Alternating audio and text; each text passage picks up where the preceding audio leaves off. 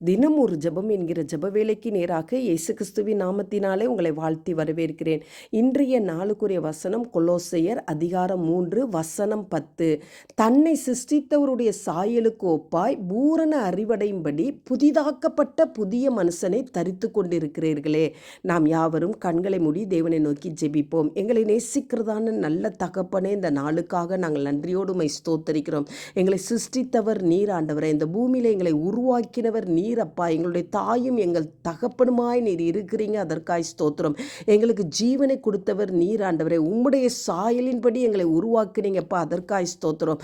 ஆமாண்டவரே, அப்படி உருவாக்கின எங்களுடைய தகப்பனாகிய உம்முடைய சாயலை ஆண்டவரே நாங்கள் எப்பொழுதும் தரித்து கொண்டவர்களாய் இருக்க கர்த்தர் உதவி செய்யுங்கப்பா. தெய்வீக சுபாவத்தினாலே காணப்படுகிறவர்களாய் இருக்க உதவி செய்யுங்க.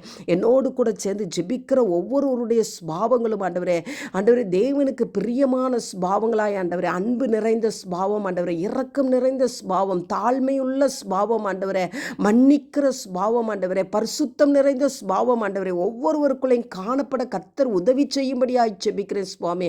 ஒவ்வொருவரும் ஆண்டவரே அப்பா உமக்கு ஸ்தோத்திரம். உமக்கு கீழ்ப்படுகிற வாழ்க்கைக்கு நேராக தங்களை அர்ப்பணித்து வாழ உதவி செய்யுங்கப்பா. பழைய மனுஷனையும் அவருடைய செய்கைகளையும் கலைத்து போட்டு சுவாமி புதிய மனுஷனை தரித்து கொள்ளத்தக்கதாய் ஆண்டவரே, புதிய சிருஷ்டியாய் வாழத்தக்கதாய் ஆண்டவரே, கனியுள்ள வாழ்க்கை வாழத்தக்கதாய் ஆண்டவரே, தேவனுக்கு பிரியமான வாழ்க்கை வாழத்தக்கதாய் ஆண்டவரே அப்பா ஒவ்வொருவருக்கும் அருளி செய்யுங்கப்பா.